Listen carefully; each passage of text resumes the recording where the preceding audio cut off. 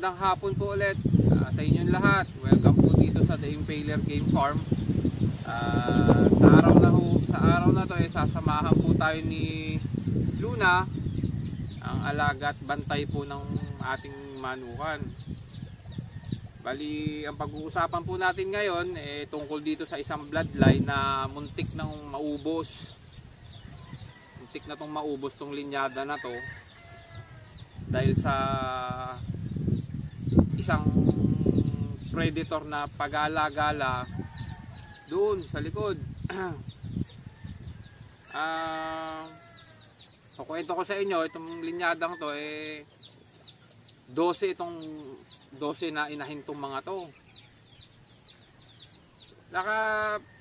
Kada araw nakakakita ako ng patay doon sa pen. Akala ko ito yung salarin. Kaya tinali ko muna.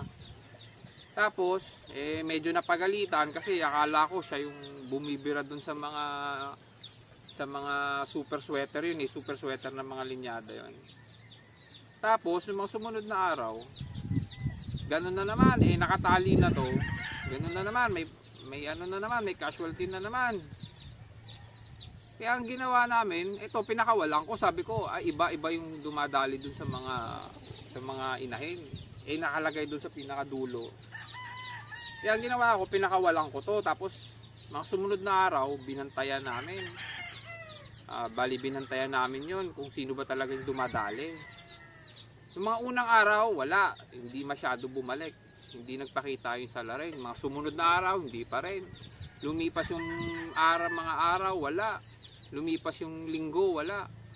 Yung mga sumunod na mga linggo, ayun, na tsempuhan namin kasi biglang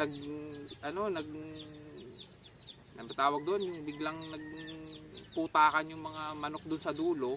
Eto, biglang rumusponde, tumakbo doon. Tapos nakita ko siya, parang may hinahabol. Kaya tumakbo na rin ako, papunta ron. Kaya sabi ko, baka ibang aso. Gulat ako pagkita ko dun sa loob ng pen, isang malaking bayawak. Yung pala yung dumadali dun sa mga inahin, dun sa mga super sweater. Kaya hindi ko nahuli yun kasi may butas yung pen kaya lumabas din. Kaya wala, hindi namin nahuli.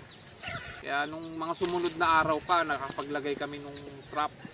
Kaya doon ko pa nahuli yun. Wala pero marami na siyang napatay. Bali natira sa 12 inahin, mga dalawa na lang, ganyan. Dalawang inahin na super sweater na lang. Buti yung mga lalaki naitabi ko. Hindi ko sinama sa kanila kasi mga lalaki, mga salbahe, siguro may 3 lalaking super sweater akong naitabi. Hindi ko sinama doon sa mga pulet, doon sa loob ng pen. Pagpunta ko doon, ayun, yung dalawang inahin may mga tama, may mga sugat. Ginawa ko, kinuha ko sila tapos ginamot. Buti naka-recover, umayos, pero malalaki yung damage nila. Buti naman hindi sila nabalda, pero ngayon okay sila. Bali ito po yung broodcock na super sweater. Ito po yung lahi ng mga tinira ng mga bayawak. Ayan. Lumulusot na rin po ito sa mga derby. Yung mga lahi nito bago napunta sa akin. Binalik ko na yung broodcock. Medyo suplado. Ayan. Kasugat-sugat ulit. Pero natural kasi yan talagang salbahing broodcock na yun. Ayun. Papakita ko sa inyo yung nakasurvive na dalawang inahin. Ayun, ito yung dalawang inahin na survivor sa bayawak. Ayan, mga super sweater yan. Ayan. Ayan sila. Bali, pinabreed ko to nung naka-recover. Yung tryon nito, pinadala ko muna dun sa satellite breeder ko. Sabi ko, i-breed mo muna yan kasi ako din naman kukuha ng mga anak sa kanya. Kaya nilagay ko muna doon kasi dito parang medyo masikip yung wala akong paglagyan sa mga sa breeding. Siya muna yung pinag-breed ko, ako din naman kukuha ng mga iaanak, kaya okay lang.